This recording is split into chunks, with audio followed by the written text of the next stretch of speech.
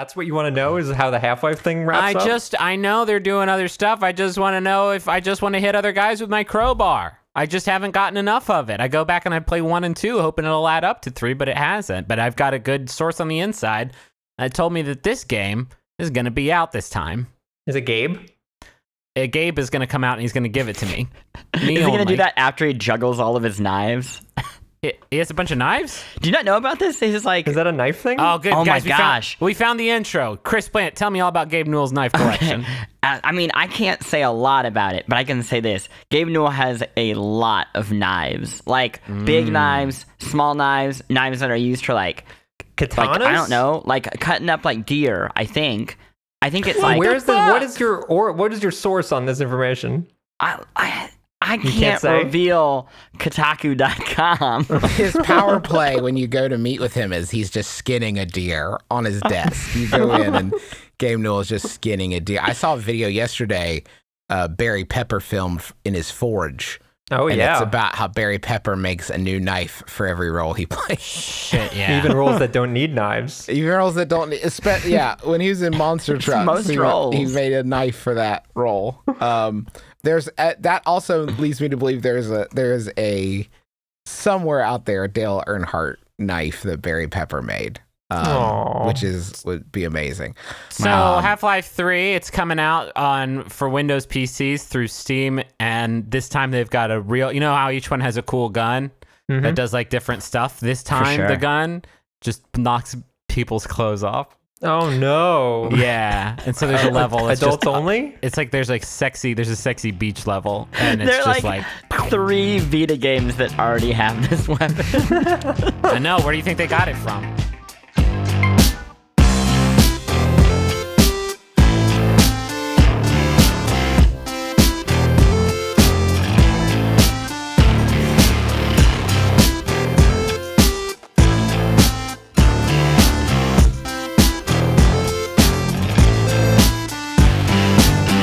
My name is Justin McElroy, and I know the best games of the month. My name is Griffin McElroy, and I know the best games of the month. My name is Chris Plante, and I know the best games of the month. My name is Russ Proctor, and I know the best games of my week. Oh no! That That was month. my throat singing I tried to do. Yeah. I've been practicing my throat singing. Practice more. Practice harder. This is the Besties, where we talk about the latest and greatest in food, entertainment, internet, social media, viral marketing, and video games. This week, we're going to talk about this month, I suppose. We're going to really focus and drill down on video games, get to the bottom of it. You know, folks, these digital delights have come such a long way since the bleep bloop blorp of Pac-Man and his gang. I saw a picture of a hockey player's face, and I was like, something's off about it. Was a damn digital image and from a video game. I was starstruck. Have you seen this? There's a new one in there. Have you seen this? Dragon Lair, they call it, and it's you're a very brave knight. Trying to get to the bottom of it, but it looks like a cartoon. I thought I was playing. I only got through about 15 seconds before I died, but I was playing a cartoon. It was amazing. You were watching a cartoon. You mean you were watching the cartoon? No, like on TV? I was playing it. I want to tell you about this game, Dragon's Lair. I finished it. Dragon Lair, I believe it's Dragon Lair. No, this is mine. Dragon's Lair. It's the sequel. There are multiple dragons. This time, idiots. They share a lair. They fall in love, and I cried. It was a video game that made me cry. Wait, they share a lair, so it's dragons. You're missing the point, Ross. I cried at a video game. That's so powerful. They're art now, I guess. They're about I guess to be they. art. Well, I don't know. Let's not go wild here. Art's still the museum stuff, so They may just be fart. Let's get right into it's May. We're talking about May 2017. Let's get into our honorable mentions first. Who's got an honorable mention they want to touch on? I've got one. Okay. We're really As you gonna guys may know, I Russ, really like Fire Emblem. It's like slowly become one of my favorite video game franchises of all time. So whenever a new Fire Emblem game comes out, I get very excited. And that used to happen once every, I don't know, decade. And now it's happening once every 3 months. And so I've played through the newest of the Fire Emblems which is Fire Emblem Echoes Shadows of Valentia. Yeah, that's right. I think it's called. It's on 3DS, and it's not super great. I would go so far as to say it's maybe a little bad. It's a little bad. It's not super bad, but it's a little bad. It's just like you can't do this. Like you can't do a reboot of like an older game like this in a franchise that has evolved in the way that this franchise has without incorporating some of the good stuff that has been. It's basically like, okay, let's make a newfangled Mario game with new graphics and all the visuals that you love about Mario, but let's only give him the ability to jump straight up and whack a hammer uncontrollably. And now it's called Mario. What? Now it's called Mario. Mario. It's they literally picked like all of the mechanics that have since been killed off in Fire Emblem because they weren't as fun as the new mechanics. As an example, the weapon triangle system, which is like known as like a very tactical, fun, engaging way to play, is not in this game at all. Also, you can't fuck. At least you can't in the part I haven't gotten to the point, and you can't even kiss as far. And maybe you unlock that ability later. You can earn a kiss, but it takes a lot of doing. And they did add support conversations, but it doesn't result in time babies. So at that point, I don't even know why we're bothering. Point? So what's the honor in this mention, Russ? I'm failing to see. I do want to mention, actually, for what it's worth, so the localization of this game is actually quite good. Yeah. The writing, generally I like skip through a lot of the dialogue and story stuff of Fire Emblem games because it's usually kind of garbo. And the overall story of this is not great. It's like kind of generic. But as it progresses on, I really did feel attached to the characters and the way they were written, and they kind of speak like human beings and not like, I'm a soldier of four. I mean, some of them do, but most of them actually do speak like human beings, which I really appreciated. And it's fully voiced, and a lot of the voice work's actually quite good as well. So I think it kind of bodes well for the next, the first Switch Fire Emblem game, which comes out next year. Not counting Warriors, because the fuck that. But I think, gets me very excited for the future of Fire Emblem stuff, so long as we just appreciate that this should never be returned to again, like Weapon Triangle or Die. Perfect. That's all. I don't really have any, because all the games I played are going to be discussed today. Justin and I played a bunch of Tap Titans. It was all right, but I'm kind of over it. Oh, no, I can't. It's more of the progressive tapping games. No, it's great. I mean, it's really, it's the best one of those, I will say. It's the best one of those, but after a while, I was just like, okay. Yeah. I played a pretty good iPhone game called Card Thief. Oh, yeah. That is the sequel to, if you ever played an excellent game called Card Crawl, which is sort of not solitaire, but sort of a dungeon crawler card game, I guess would be the best way to describe it. This is a stealth card game. So in every stage, there's a 3x3 9-card layout of an area that you're in. And the sort of flow is you have one card that represents you, and you're sort of moving from card to card, and I guess the metaphor would be you're picking them up, but really you're interacting with each card, and each one has a stealth cost.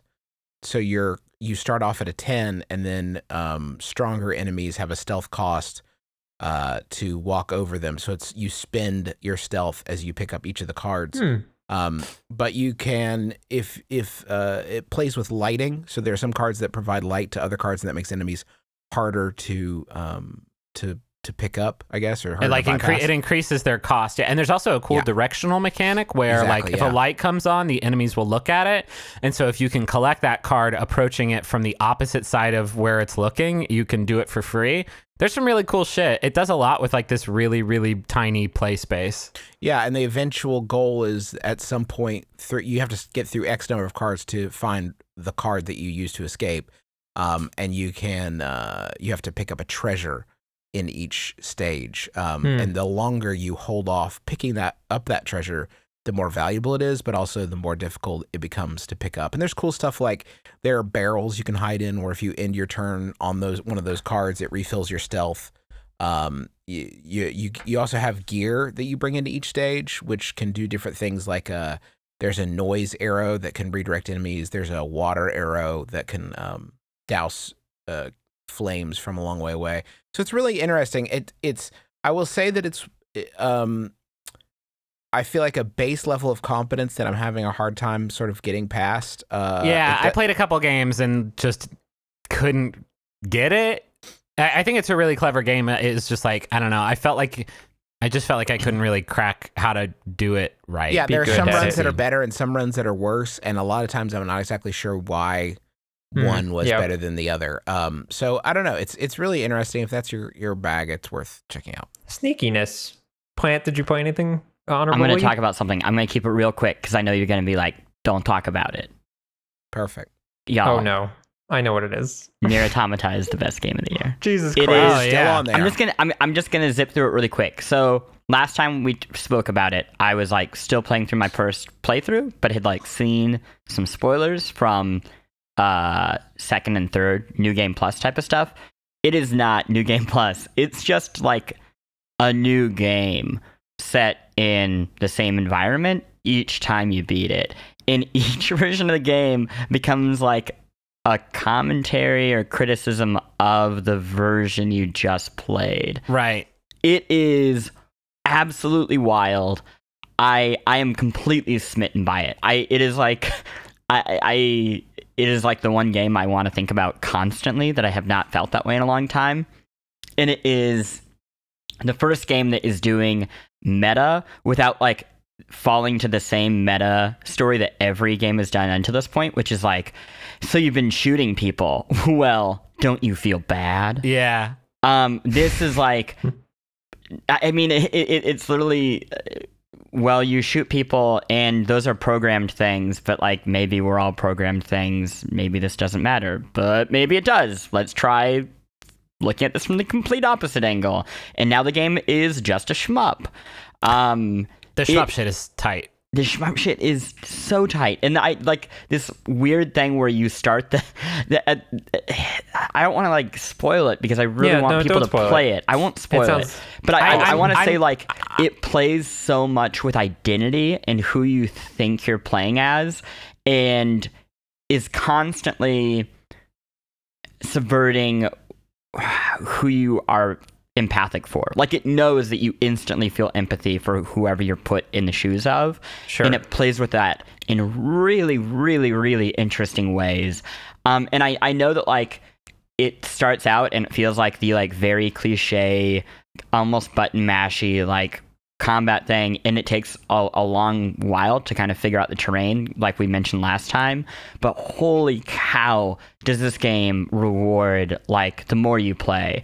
It just gets better and better and better. I need to stick with it because I think I got maybe a little over halfway through the game, my first playthrough of the game, and I kind of just thought it was just sort of a big and empty character action game where I didn't feel like I was necessarily like mechanically invested in what was going on, even though I liked the story. It was like I felt no need to like get new stuff and build new parts and buy new weapons because it all felt kind of samey to me. But I should get back into it because that like meta storytelling, like that's what I love about the Zero Escape games, and this sounds like that kind of exactly.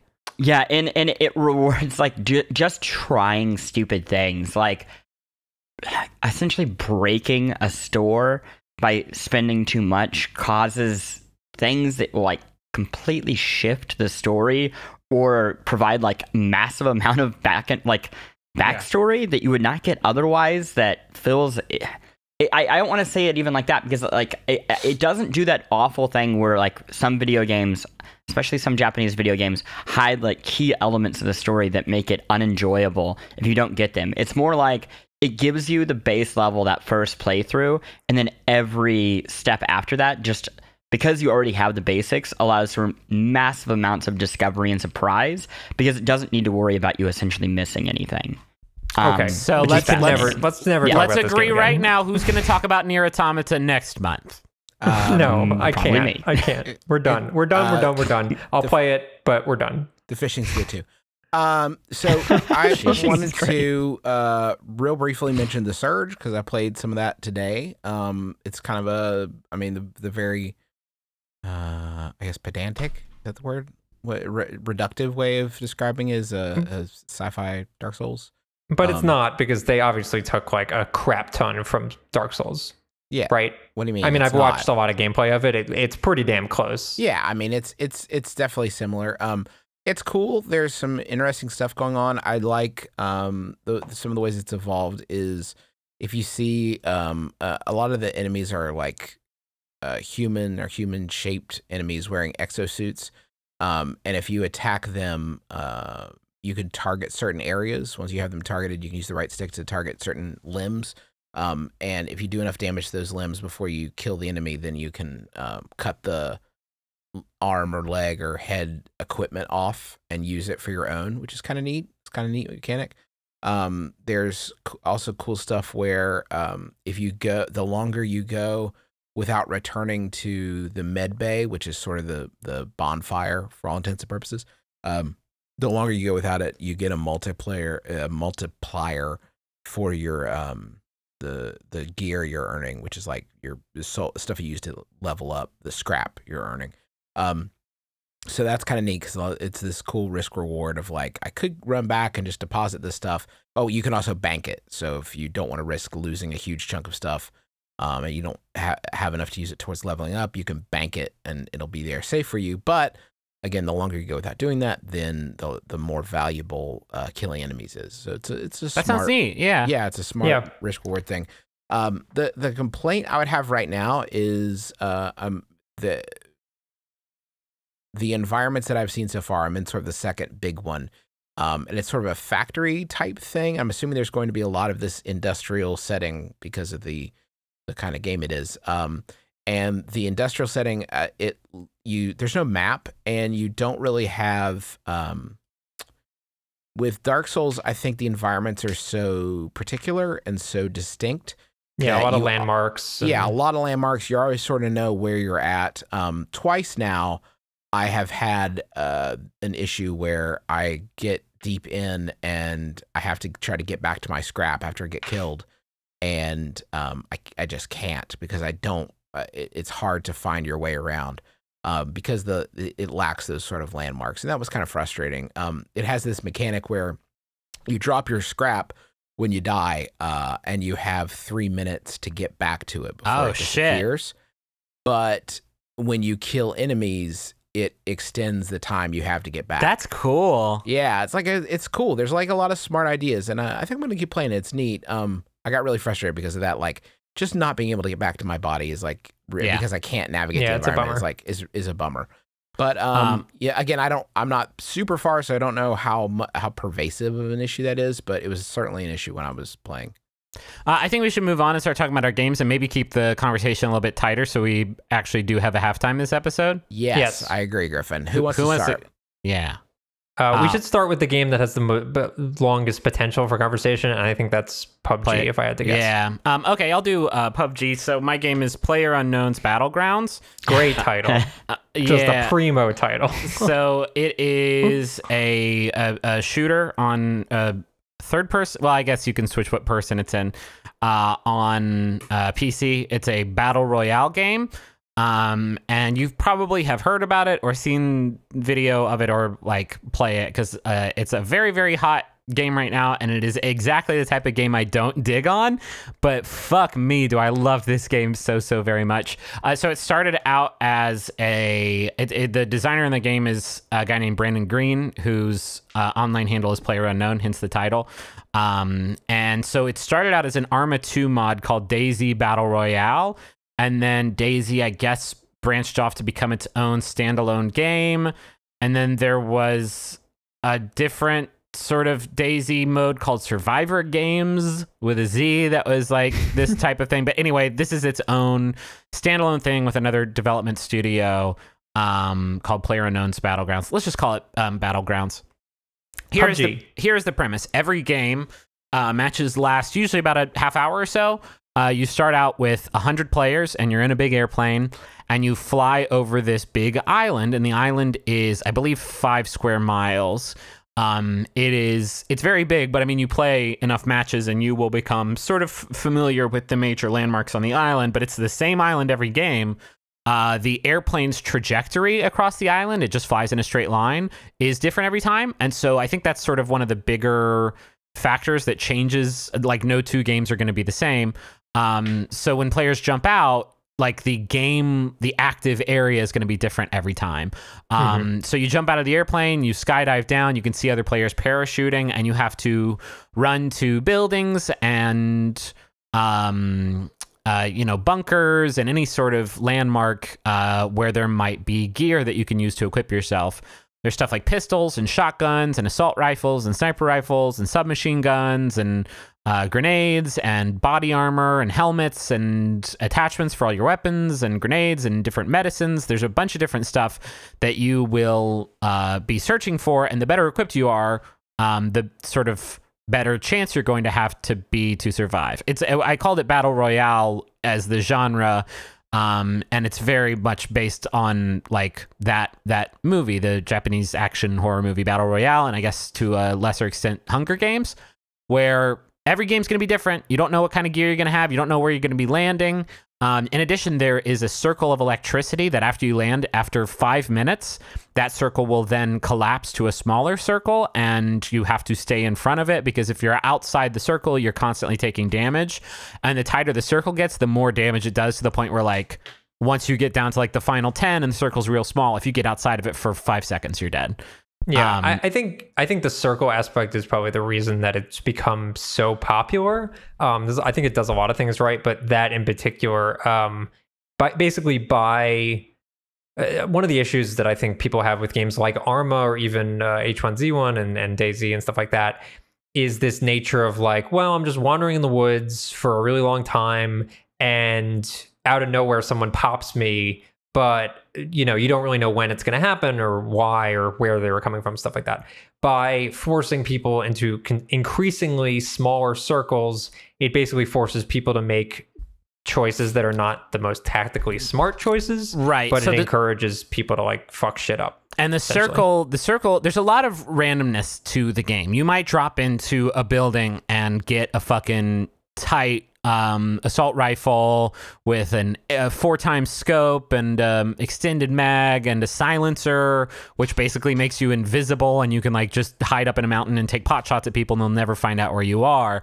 That could be in the first house you find, and awesome. You could also land in an entire like 6-house complex where you don't find fucking anything, and then you're screwed. And similarly, the circle collapses in sort of a random pattern. Like, it doesn't always go in towards the center. If you're in the very center of the circle, you might be outside of the next circle because it hugs closer to one side of the, or I guess one end of the circle than another. So there's a lot of randomness, and which is kind of an equalizer. Like, if there is a sniper who's like fucking elite gamer up in a mountain who's just like fucking shit up, but then the circle moves away from them, and then all of a sudden they have to make this desperate run down the face of the mountain, you might be able to see them. This is a game about like, it's like maybe 30% luck and then like 20% like shooting skill, but it's like 50% not being seen and knowing where everyone else is. This is a game about like positioning and keeping your position hidden. And so you're constantly making these evaluations of like,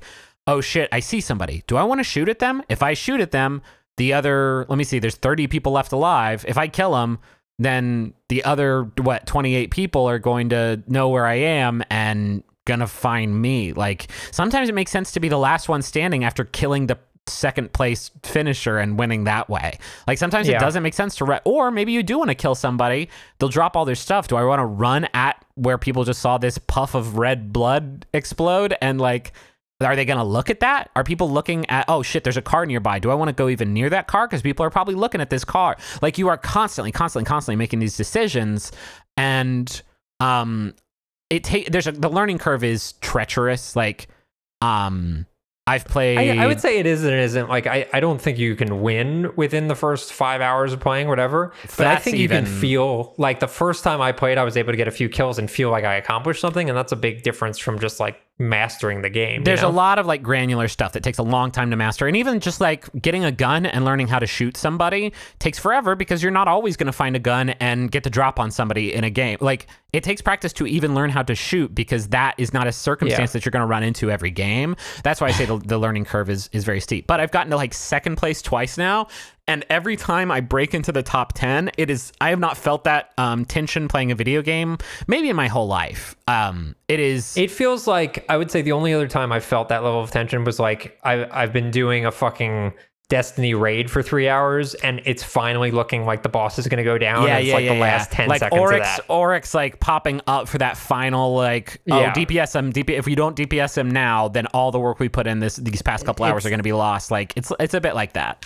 But it's that tension, but you've only been playing a game for 15 minutes. So that level of tension so frequently it shows it's really great. Griff, I played a lot less than you, and when I sort of bounced off of this, it was you and I had sort of the same take. So I'm curious if you can sort of address this issue and tell me how like your view on it sort of evolved. But the big complaint I had with PUBG, I guess is the accepted nomenclature. Plunkbat also works. Okay. The big issue I had was that it seemed like there was a lot of it was kind of neat in the beginning when you were running around like scooping up gear and seeing what you got. That was kind of like Christmas.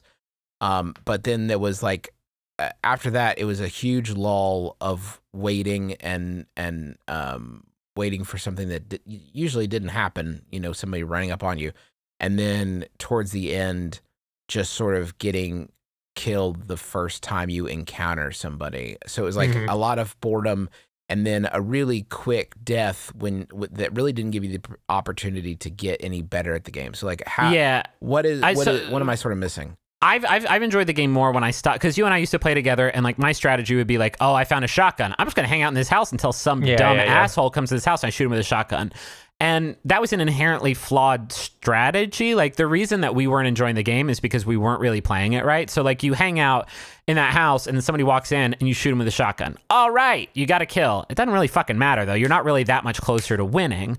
There are ideal circumstances that you can find yourself in, which is a good vantage point with a good gun with a lot of good attachments, preferably like a high range rifle with a good scope, and also a close range weapon in case somebody gets up on you, in a position where you are pretty sure you know where everybody is. You got good healing items, you got good armor, and every moment that you spend not pursuing that ideal winning circumstance is a moment that's going to bring you closer to a middle of the pack finish, and that's just all there is to it. So you have to play the game with a more aggressive. I started enjoying the game more when I played it more with Jake Lear, who has like 500 hours logged and a bunch of wins. Jesus Christ. No, he's very fucking good, and it was interesting to play with him because I was like, all right, I found a cool shotgun, I got a pretty good rifle, don't have enough healing items, I have like a level 2 police vest, so I'm looking all right. Let's just hang out in this house. He's like, no.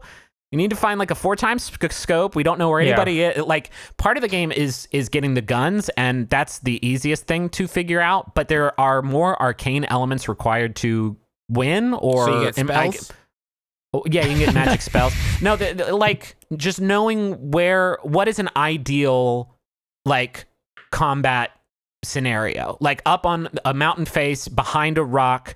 Fairly like camouflaged would be pretty cool with like a high range scope, and if you have a silencer that opens up more options, because all of a sudden you have more like, if you do see somebody down in the distance that maybe isn't going to run at you, fuck it, shoot them. You got a silencer, nobody's going to know where you are. Like there's a lot of stuff that is gear based that it changes how many options you have, so you gotta constantly be in pursuit of those options, because otherwise you can just like hang out and have a pretty good setup, but you're still gonna finish like 20th place, and like that you're not gonna win anyway. Also, it's more fun to like get out there and try to fucking hunt people down than it is to wait in a building and then oops, nobody came and the circle closed in and I was too slow to catch up and the circle killed me. Did any of you read Austin's piece at Waypoint about the scope in this game? No. Basically, like the gist of it was a really interesting piece. Was like it's the best power up in a long time in a video game, as in like power up in like the classic sense, where you like find something and suddenly you're just essentially a god. Yeah. Where if you get like the top level scope in this, you can look across the entire map, just pick people off, and nobody has a damn clue. Yeah, so the map is 8 kilometers by 8 kilometers, and that's how it separates it out into like these little squares. And there are videos online of people killing each other from 1 kilometer away with like a powerful enough scope. But here's what's fucking great. as circle gets tight enough, you're not going to need that scope. And the person with the shotgun is probably going to win. Like, the game is fucking constantly changing and you have to stay on top of it. But it is more enjoyable if you are aggressive and just saying, like, I have pretty good gear right now. The only way I'm going to win is if I have the best gear. So I need to keep looking around until I find it, or I need to kill somebody who does.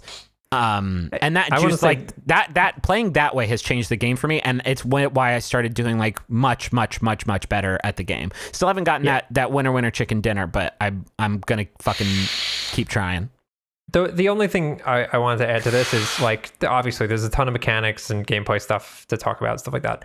I think more so than any PC game that I've played in recent memory, it is like a great just hang out and shoot the shit with your friends kind of game.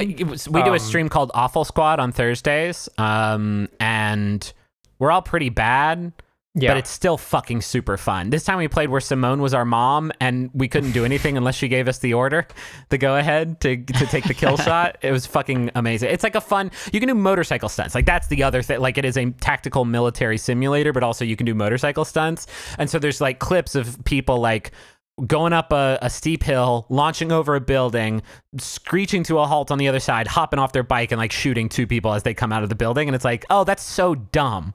And I fucking love it. Like, I haven't watched this much like people playing a video game I'm into since Destiny. Like, this is filling that gap for me in a major way.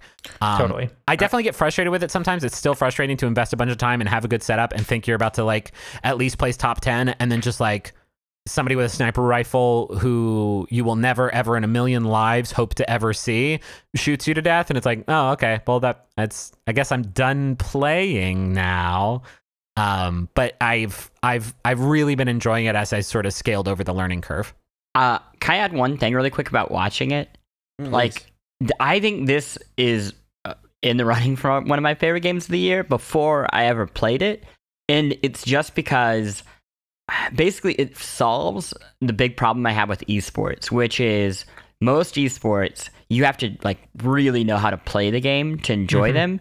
And even then, things happen so quickly and there's so much going on across so many screens that it's kind of impossible to really wrap your head around everything unless, again, like, you really invest time.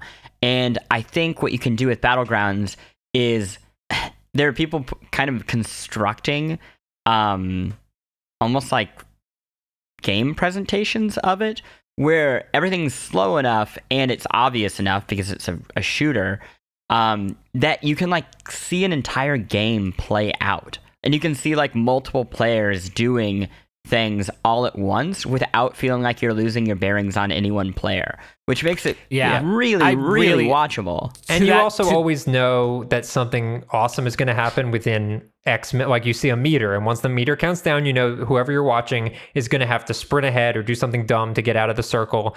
So that level of like, I'm going to just keep watching until the next circle shrinks. Yeah. It makes it just like very that's such watchable. a simple language to like follow as a sport, which is exciting. I will say to that point, I really wish, and I get why this isn't in there for like, because this is a game about information, and this would be a pretty easy way to exploit that. I would give anything for like a post-death, like either kill cam or like way to spectate. A good fit for me. And what do you like, DC? Do you like DC superheroes? I'm not that picky. You know, I just think you don't really care. I just think superheroes are neat. I don't really pick between the two. And so I wanted to check it out. I heard some good stuff. So let me talk about. I'm not somebody who likes to play online a lot, and I'll address that here in a second. But let's talk about the single player offerings, because they are extensive and I think they're really cool. So there's a story mode that is actually really well sort of fleshed out. It does a really good job of, it weaves a really interesting story of the overarching thing being Superman starts killing criminals and Batman locks him up in a jail that can hold Superman. And then when a threat makes its presence known that only Superman could help us stop, there are groups that feel like that we should let Superman help, and then there are groups that are not so keen on that, and they're sort of all fighting, which is and everyone chooses a side. I will say though, without the clear delineations between like hero and villain, it gets a little hard to follow. Like, wait a minute, are they Batman's team or Superman's team or whatever? Is that the idea? It's like a Civil War thing where like two sides. It's like Batman versus Superman. Exactly. Yeah. Basically, exactly like that. So and definitely, I would say Batman is portrayed as the good guy, I would think, but there are insofar as he doesn't approve of killing people. Yeah, exactly. But they make rational arguments, I think, for both sides of it, and it's interesting. It's a lot more fleshed out than you'd see in a fighting game, certainly, and it's better than a lot of the comic stories I've read, most assuredly. So on the story front, it's really neat. It also cycles you through a lot of different characters, but still letting you get a few matches in with each one, giving you time to check out. It's not all, but a good number of characters. So I enjoyed that. Is it pretty much just like bot matches for the story? How do you mean? Like they're just like, it's like a Mortal Kombat story. I mean, obviously there's cutscenes and stuff, but outside of that, it just plays out like yeah. It's just fight the gameplay segments are just comprised of fighting. Yeah.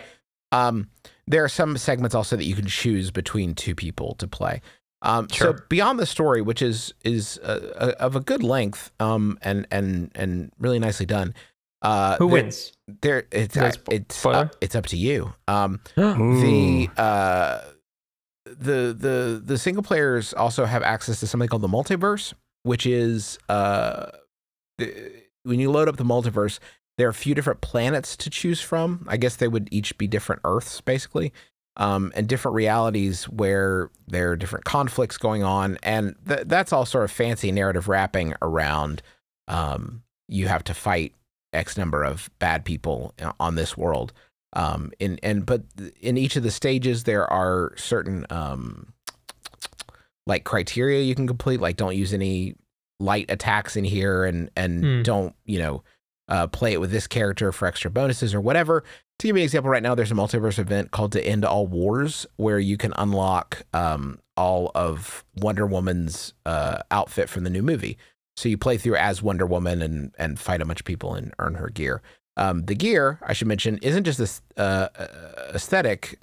The gear actually has bonuses. So you can level up and get and equip better gear, and gear has like level attributes. It has additional like stats. It adds to your strength or your defense, and stuff like that. So the gear is actually really important. And I think as a single player, that is a really big deal, because it's not just about like getting better so you can beat people online. You have a reason to keep playing because you're unlocking better gear, and all the gear pieces look different. It's not drastically different. You can some of them are pretty drastic, but by and large you can still tell that's Superman. But there are also shaders that you can use to color them sort of however you want. And that's really cool. It's a really good incentive for single player to keep pushing on. I will say this though, and I'll also let me say that there's a really good tutorial and a really good sort of practice mode where you can just sort of like try out different moves and stuff like that. I will say this though, and it's sort of a realization I had while playing. I was really enjoying it, and I was like, there were a couple characters where I had learned, I would say, a lot of their moves and some of their combos, and had it was not tough for me to beat pretty much any AI opponent. But then I started playing online, and I lost every single time. Yeah. And it's weird, and this is not an injustice issue. I think that the reason I'm highlighting it here is that like it has recognizable characters, it has really cool looking moves. The attacks are not that hard. Like there are no special attacks that are like super hard to pull off. I can do most of them pretty consistently. But there is a gap. There is this knowledge gap with fighting games where no matter how many times, and I've been down this road quite a few times, like there is this knowledge gap with fighting games that people who have never touched the game come in equipped with. And no matter what I do, I can't seem to get past that knowledge gap. The NetherRealm games, especially like the Mortal Kombat, the more recent Mortal Kombat games, and Injustice 1, like there's like an infinite combo. It feels like, for not an infinite combo. I know that's like a dirty word or whatever in fighting games, but like it's all about stringing together these combos where you don't allow your opponent to do anything, which like there's gaps in every fighting game, right? This is a genre specifically about mastery, but it feels like if you're on the wrong side of it, on these games, it's like, I just want to be able to punch once. Yeah. Justin, I have a question about the tutorial, because I'm curious if you had the same experience that I did, which is that before the game started, I was like, man, it would be great to have a tutorial in this game where I felt like I was confident before I started. And lo and behold, I boot the game, and there it is. And it is great. Well, I can't say a percentage because I never finished it, because I got to a point where it was like, cool, and you've learned that special move, and now learn how to like do a move cancel into a throw combo. Yeah, and it's I real swear weird. I did it for 20 minutes and I could not pull it off. It gets weirdly granular in the tutorial, and it's like, whoa, and that is an issue. They definitely, like, I wish there was a way to, I don't know, do that gradually, I guess, because I had the exact same experience where I was like, what, you want me to do what? Like, did you actually complete it, or were you just like, I'm never going to use this? I did finish it. Wow.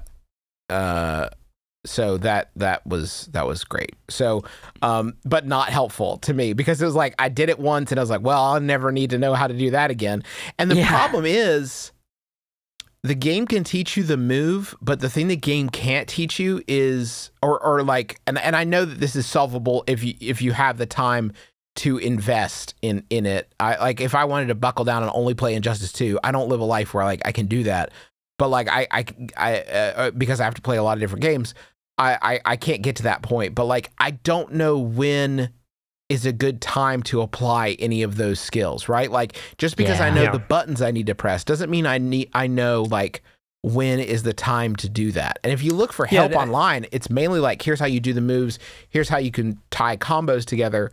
But like, I'm still in the dark on like, what is the way to apply these things that I know. Yeah, I think the biggest issue with these games, and it's you don't see it as much, or really very much at all, in games like Hearthstone, where you have like a very broad player base of people playing online, because like effectively that's all you can do is play online.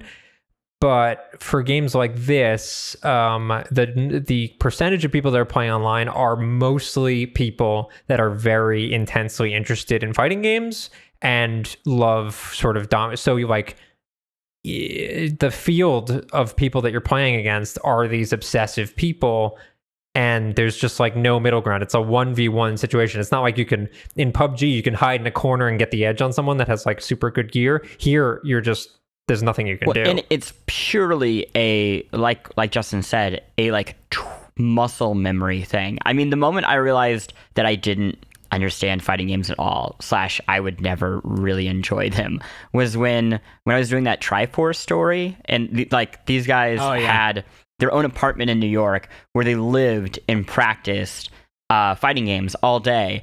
And I was doing an interview and like interviewing a few of them, and one dude was on a floor mat practicing like a combo set for 3 hours. And towards the end, he was able to like perform it with pseudo regularity.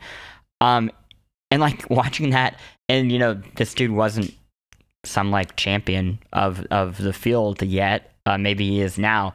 When I saw that, it was like, oh man, to really, really nail these games, you actually do go into that tutorial mode and you just practice over and over and over. Which, Justin mentioned.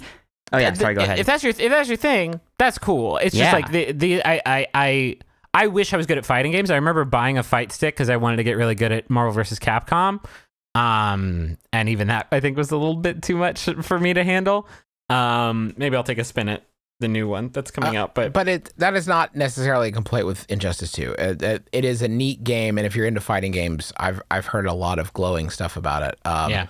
From people who are more into that. So I want to do halftime because I want to make sure we have time to get to everything. Real quick, I just want to talk 10 minutes about what you guys are anticipating from E3 this year. Anticipating or hoping, like excited to see, hoping to see? I can do mine real quick. Seaman 2, baby. I can't believe it. Seaman 3. Well, Wasn't there 2 already? Correct. No, you're exactly right, Russ. It would be Seaman 3. There was a Seaman 2 in Japan, never released stateside. So Seaman, here he comes. A bold vision.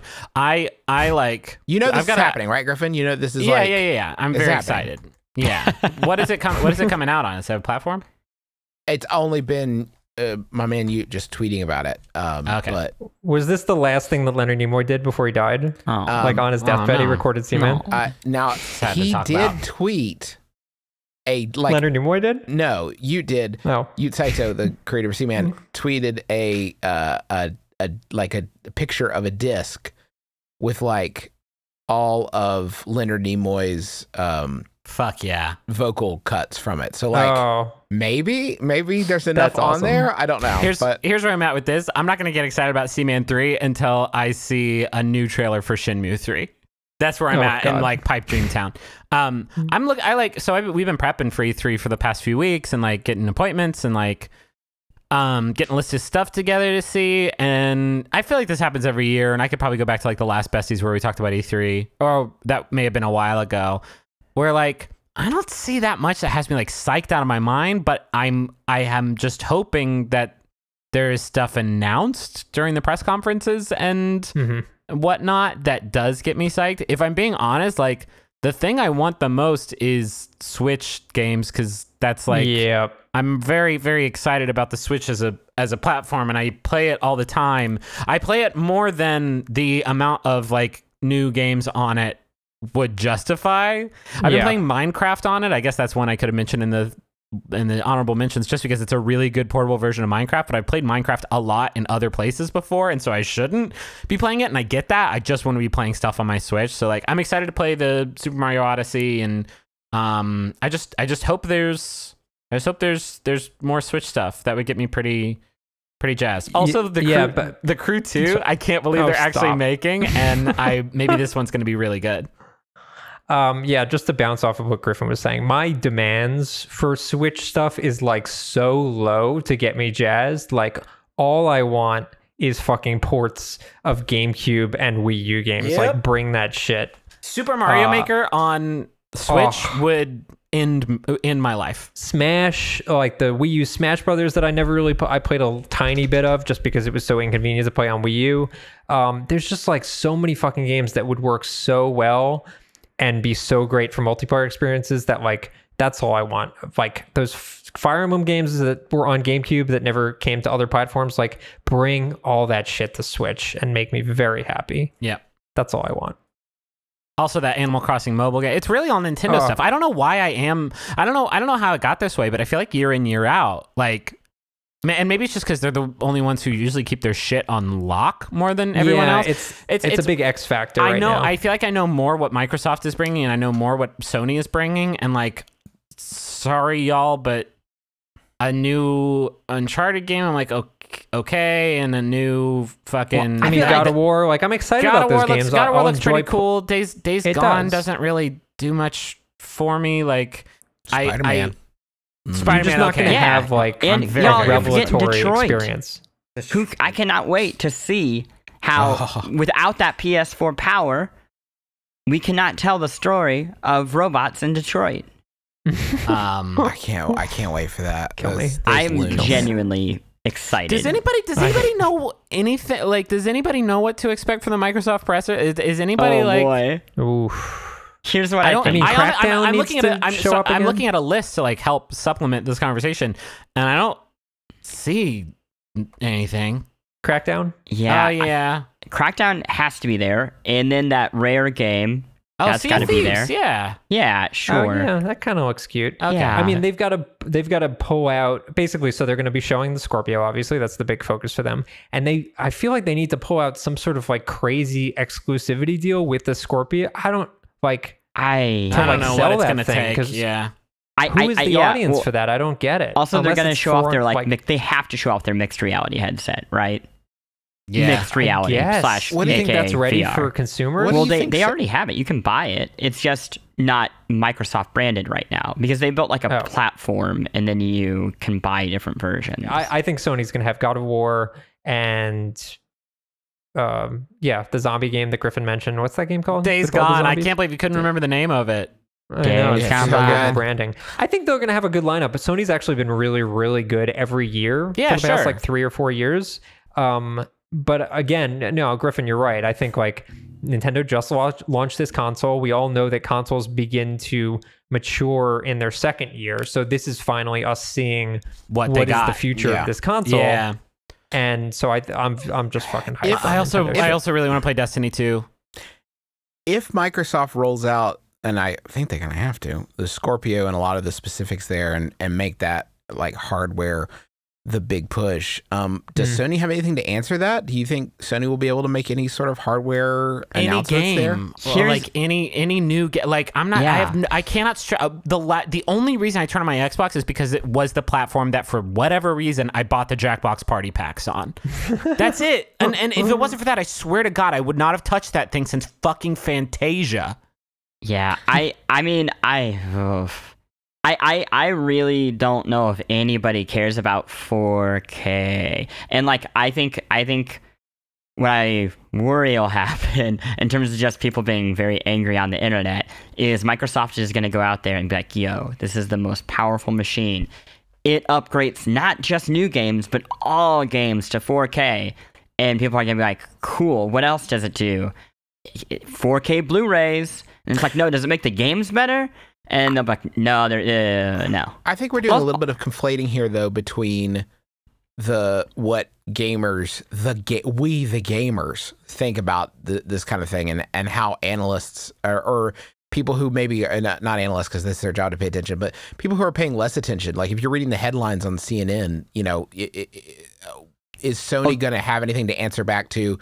Microsoft announces, you know, most powerful console ever. It's just they're getting so thoroughly dunked on in the first person games department. Like if any analyst is like Sony failed this year because they didn't have another then those analysts should be like run out of town on a rail, because that's not how it fucking works. Like I can't believe how few Forza Horizon 3. I was being unfair. I have played that. That's the most recent one, and that was last, I don't even know when. It's just I don't understand.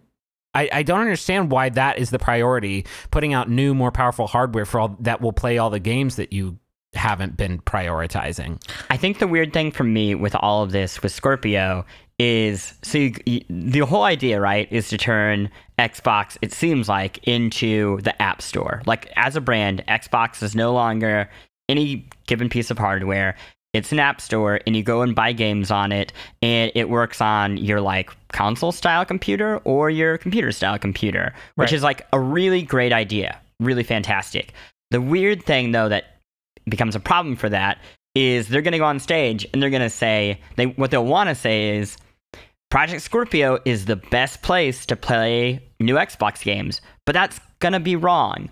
A new ultra-powered PC is going to be the best place to play those games. Like, you can, and people that care enough about specs already have that PC. Yeah, that's what I'm saying. Is like they're playing to spec nerds with it, but spec nerds, that option already exists thanks to this big idea they have. So it feels really weird. Like, I just don't know. I really can't tell who it's for if the play for Xbox is, hey, if you want a better version, play it on PC. Or also, you could spend a good deal of money and play it on this like stopgap that is between a normal Xbox and a PC.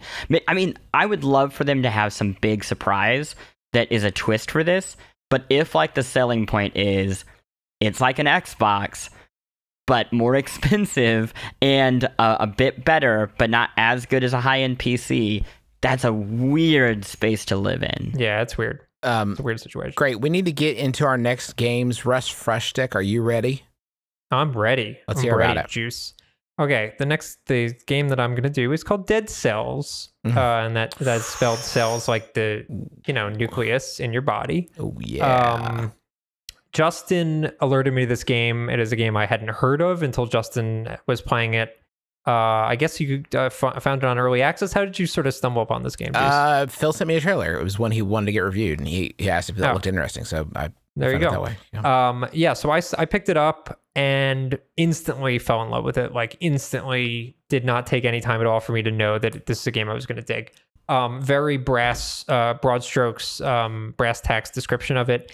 It's a 2D side-scrolling roguelike with Dark Souls elements, with Rogue Legacy elements, and you're basically like a dude, of like an undead dude who explores randomly generated dungeons. Again, this is 2D side-scrolling.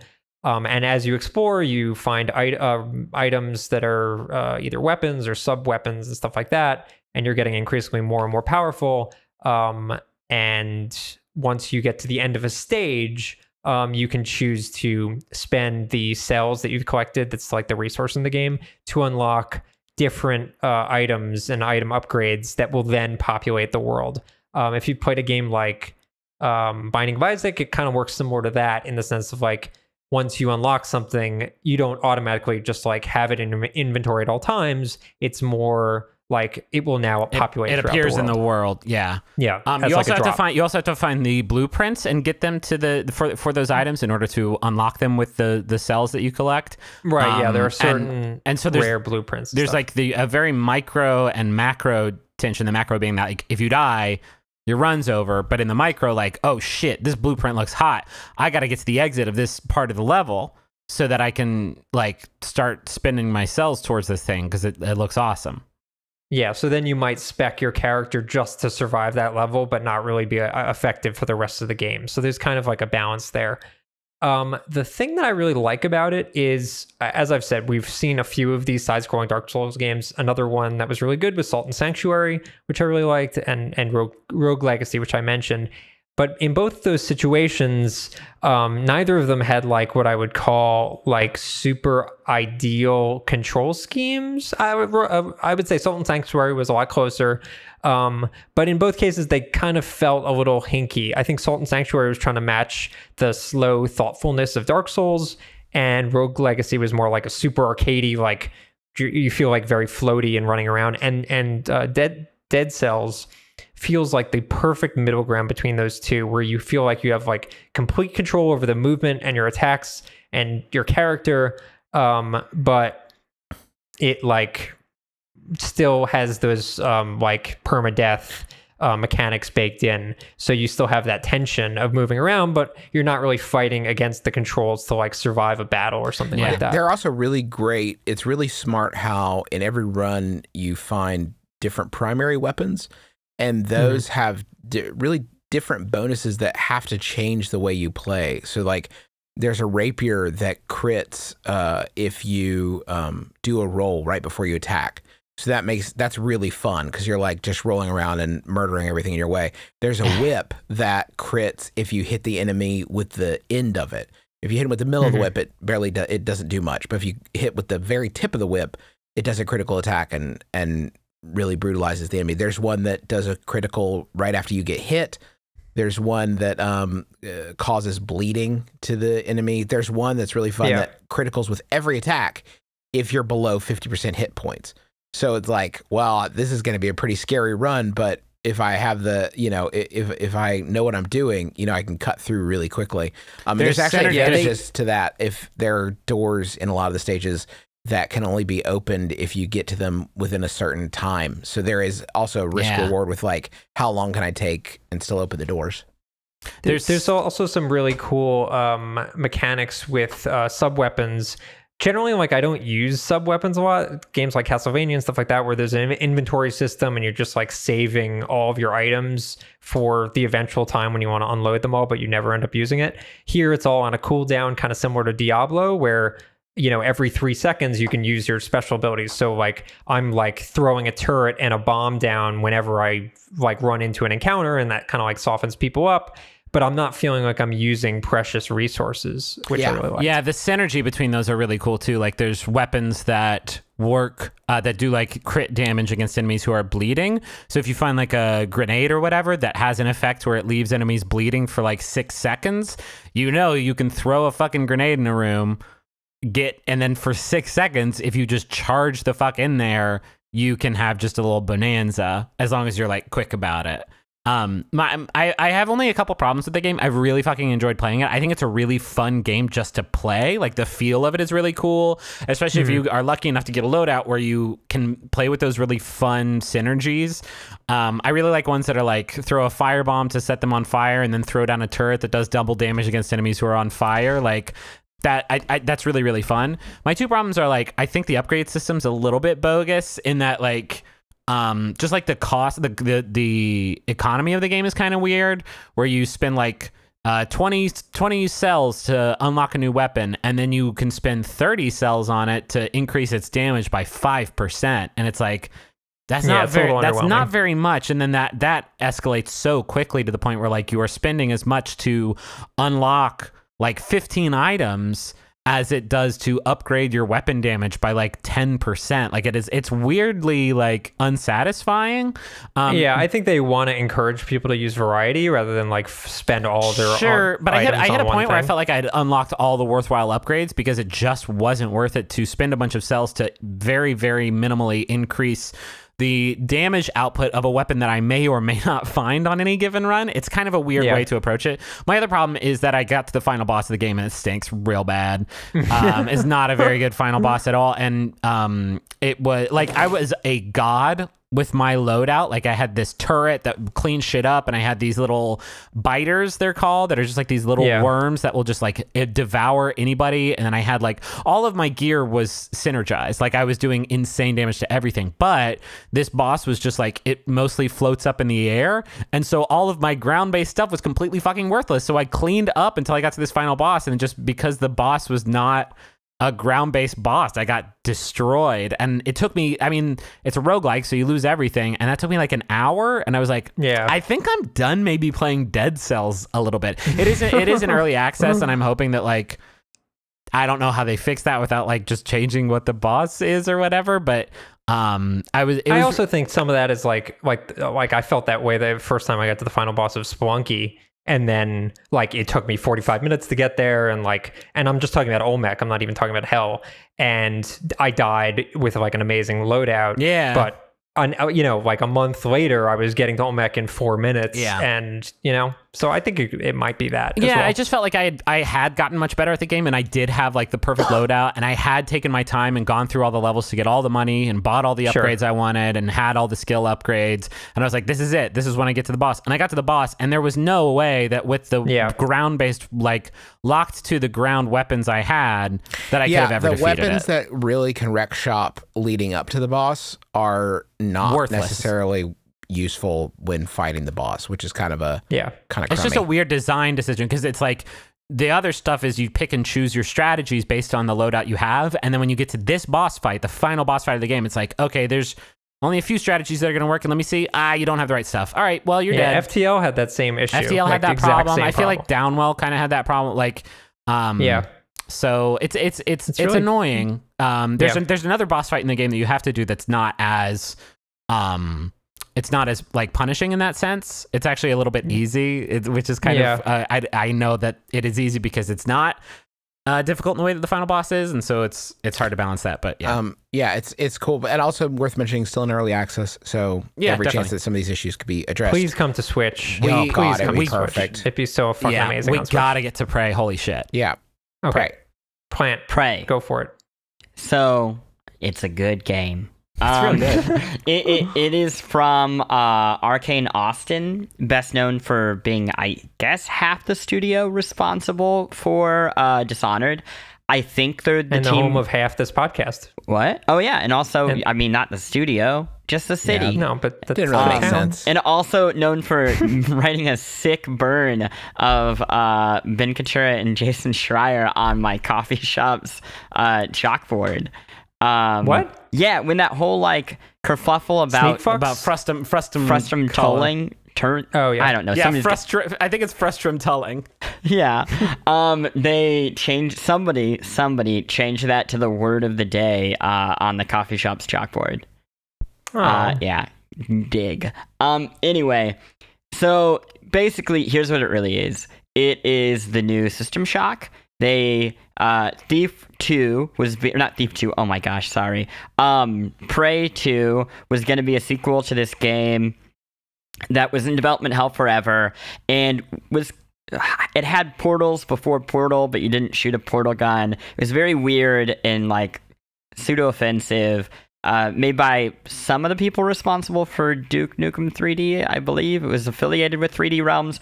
And then Take Two was going to be like, wow, it's like this semi-open world game in space, and you're basically Han Solo. And then that game got canceled for a whole bunch of like wacky reasons. And then the studio or publisher Bethesda, or ZeniMax, was like, this is so complicated, I'm really sorry. But they were like, hey, we have this name, we have to use it on something. Those people who made Dishonored, they would like to make a new thing that is just System Shock. What if we let them make that and then just called it Prey? And they did.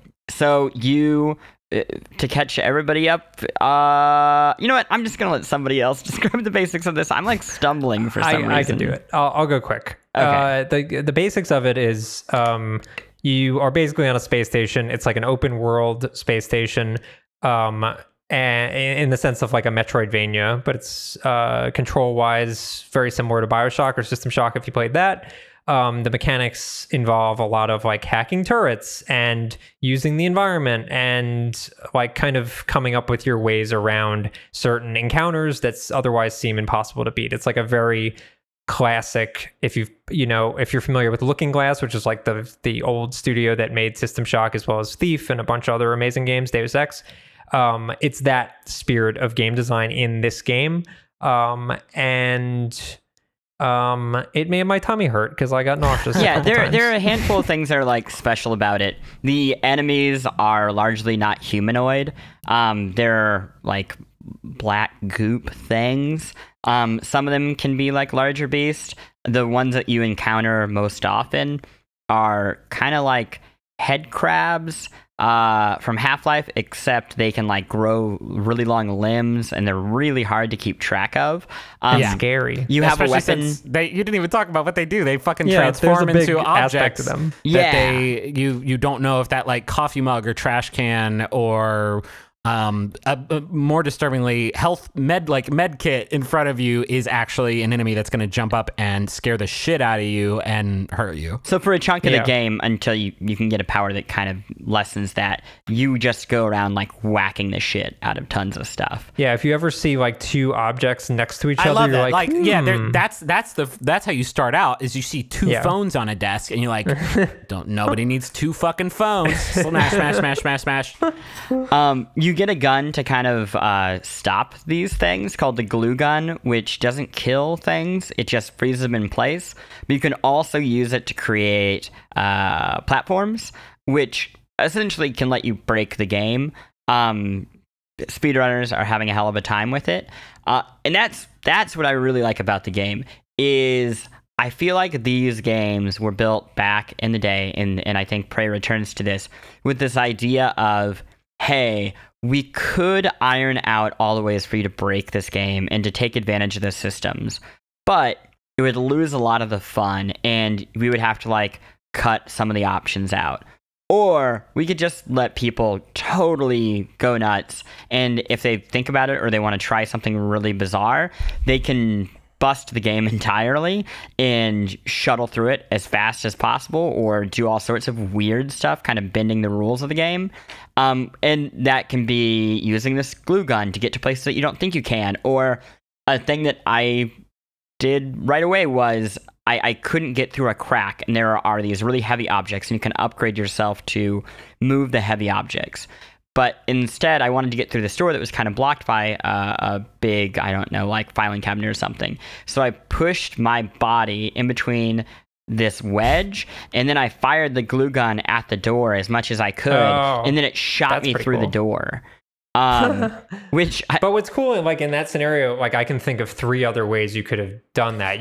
There's a power that lets you like turn into objects like the aliens do, and you could like turn yourself into a mug and then roll through a crack. Like that shit is You awesome. can also, so there's 3 weights for something. There's like weight level 1, weight level 2, weight level 3, and you purchase upgrades and you can move bigger things. But an object of a smaller weight will move an object of the next up weight if you apply force to it. So if you bought upgrade 1, you could push like a weight 1 box into a weight 2 box into a weight 3 filing cabinet and use like the game's weird physics to like push and knock shit over. It's really, it's a game all about like unintended like means of exploration and like surprise ways of dealing with situations, and that's like Arcane's whole shit, and it does that stuff really, really, really well. I finished this game. I really did not enjoy this game very much at all. Oh yeah. There's a few reasons for that. For me, I obviously like can see the appeal, but a few of the issues. One, and this is just sort of the nature of the game. I really didn't enjoy fighting any of the enemies, especially those little things, the little mimics. I just despised sort of like once they were on your on your business, trying to find them and hit them with a wrench or shoot with a gun. They grab your genitals really firmly. And don't let go. You had to do that a lot. I really just didn't enjoy it, and I thought that was very unenjoyable. I also I don't feel like any of the weapons felt particularly good from a shooter perspective, and I know that that's something that people use sometimes to continue tension, build tension, which I get. But the other issue is I played on PS4 soon after it came out, and it's a mess. I mean, it was a mess. It was the drift on the input drift was like okay, that's just for starters. Like there was drift on the input that made me think like something was wrong with my controller. It was so laggy, just like controlling it. There's an audio issue where people talking were basically mixed so far down that you couldn't hear anything that they were saying, and the other sounds and music completely blew it out. The load times, especially later in the game, you start moving around the station a lot, and when you go through a door, we are talking like 45 seconds to over a minute long load times getting from A to B that are miserable and just like completely momentum killing and exploration killing. And it's not like Skyrim where you could like turn a turkey leg for that 30 seconds to like kill the time. The end of the game involves like it's open world, so for the most part, and as long as you have the gear you need to get to where you need to go, you can go there. But the end of the game, especially if you want to play cleanup on some of your subquests, the game and like sort of the last critical path that you go down to finish the game is a lot of backtracking. And I had a point where I was unkillable, basically, and I was extremely super fast. I had unlocked all the run speed upgrades, so I was actually spending more time in the loading screens than I was playing. And that's not an exaggeration. Like I would spawn in, run at like light speed to the like waypoint that I needed to go, and like I would weigh my like, okay, well this subquest is 4 load screens away, and so getting there and coming back here is like, we're talking about, I actually started to like add it up, like that's like almost 10 minutes of loading, and like fuck, is that worth it? There was also a glitch. There's a very not particularly like complicated glitch that people use to double their resources infinitely, and basically that would, in a way that completely would break the game. I think that has since been patched out. And also don't do that, people. It ruins your purpose. And then there was just little things that like, there was one stage where I had to I remember this specifically. There was one stage where I had to pick up 3 turrets and get them to a certain location. There was a lift that I could use to put those turrets up. Every time I put all 3 turrets on the lift and then ran back up and pushed the button to make the lift go up, the turrets somehow fell through the bottom of the lift and just stayed there at the bottom. So I would lower it back down and go back and pick them up. I eventually had to do them one at a time. So I'd get one turret, run up, push the button, pick up the turret, move it onto the bridge, go back down. And then I get to the door they're supposed to carry the fucking turrets through, and there's a guy that's bugged standing in the door frame. So I had to pick up each one of these turrets and throw them over this idiot's head and damage the turrets. And then I couldn't get past this idiot, so I had to find a banana in the room and transform into a banana and slip between his legs. I love that. That's so good. I mean, it's a radical end to that story, but a very bad beginning. I do want to mention I played it on stuff. It's like a lot of those things have been fixed, but for me, it just really killed the momentum of the game, and it killed a lot of the fun. And I found myself with just a much more distant appreciation of it, I think, than anything else. very quickly, I do want to mention I put it on PC, and none of the loading issues exist on PC, obviously, because whatever, it loads in like a split second. But the default anti-aliasing settings they put in the game are basically motion blur. So if for whatever reason I don't generally get motion sick in games. A few games have done it to me, Mirror's Edge being like the biggest one in recent memory. This game did it to me big time. So definitely deactivate all of the anti-aliasing settings in there, because especially for all the 0G shits, which I hated. Those levels in 0G are just not fun for me. And it made it even more brutal with the puking on the keyboard. I really liked the story and atmosphere and the music and shit in the game. I don't think the story stuck it for me. Oh, I don't think I liked it. I liked the ending. I thought stuff. It was okay. It was building to something that I didn't think it really paid off on, but I thought it was. What did you like about the story, Griffin? I don't know. I dug the general atmosphere of the facility, and I think it handled the idea of the moral choice that it presented. I thought was kind of fascinating, and that it wasn't so black and white. And then once you get to sort of the after credits thing, you sort of do see the ramifications of the choices that you made in a way that I thought was really satisfying. I thought it was just really smart, and I also like.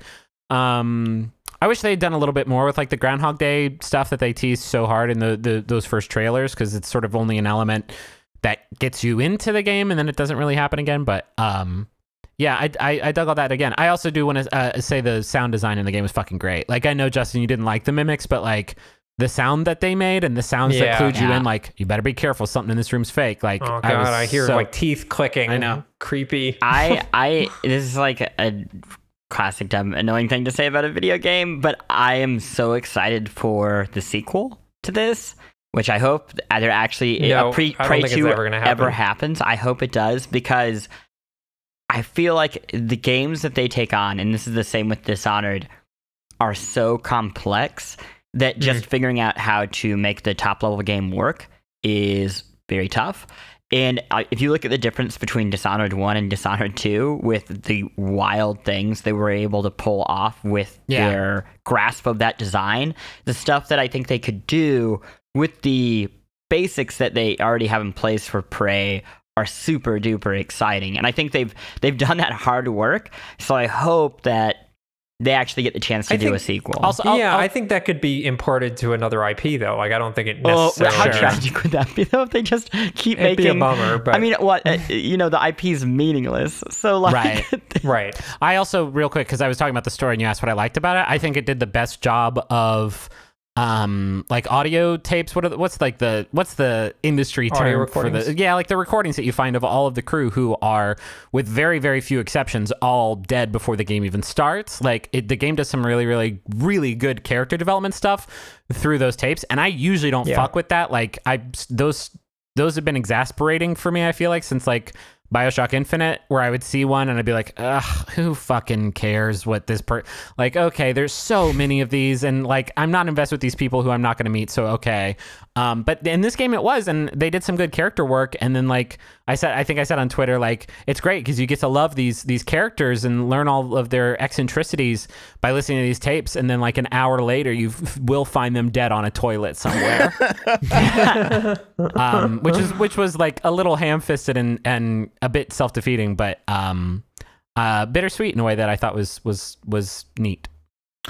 So which of these games is the best game of the month? Okay, so I'll vote now. I think PUBG is my favorite of the month. I don't actually know if it came out this month. I think it went into early access in March, but I like, we're gonna count it. Yeah, I don't care. This was the month where I feel like it really kind of popped off, and I think that game sets a new, like, in the way that Call of Duty 4 sort of reinvented how multiplayer shooters are played. I think people like EA are going to be copying the mechanics of this game for the next 5 to 10 years. No question. Well, I would have said Dead Cells, but it sounds like I love Dead Cells. I think it's a really great week. Like, I really, apart from Injustice, which I didn't play, like, all 3 games I liked.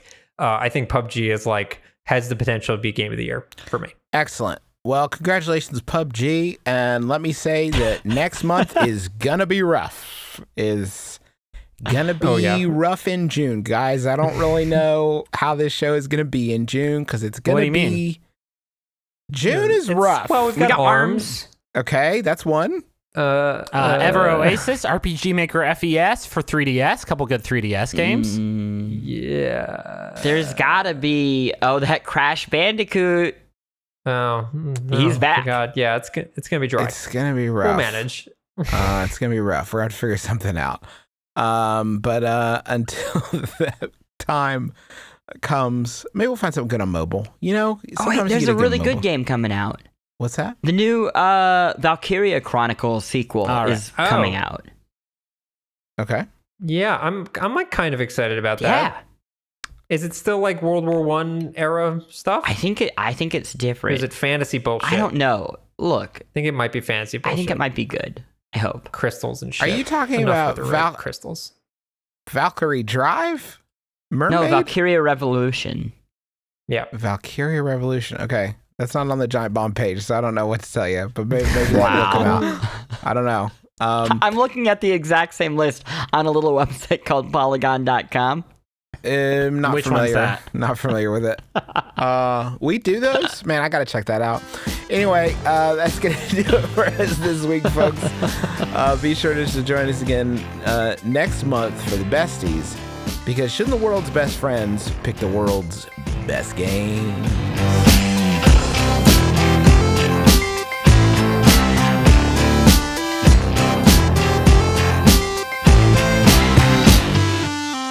Besties. Oh wait, did we talk about whether this game's better than Zelda or not? Oh no, we didn't. Okay, we're back. It's not. Zelda's better. Until next time. Besties.